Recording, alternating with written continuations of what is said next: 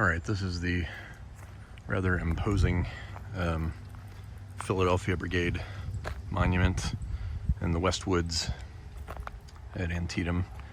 And the woods here are the West Woods. You can hear traffic from the modern, I think, Hagerstown Pike, which is kind of down a ravine through the woods there. And I believe the 15th Massachusetts Monument is through those woods, which is a kind of recumbent lion statue.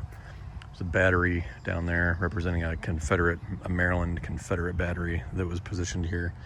But the West Woods, once Jackson and Hood's men had been pushed out of the cornfield by the 1st Corps and the 12th Corps, and I think the 5th Corps, that was Sumner's men.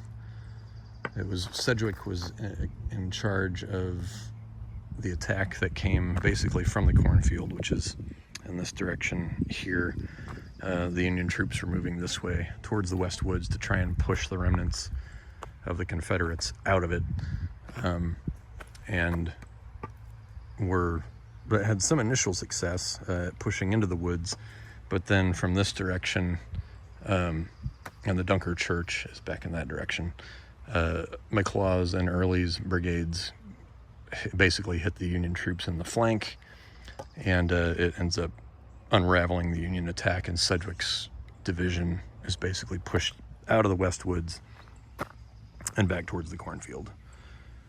It's interesting that the Philadelphia Brigade has such a huge monument, because they apparently retreated quickly and in some disorder, and none of them could really explain why they retreated. It was just a good old-fashioned, somebody started to move to the rear and the whole brigade followed them. So it was not exactly a distinguished effort on the Philadelphia Brigade, and yet they've got this giant this giant monument here. So, you know, they did fight here, that's for sure.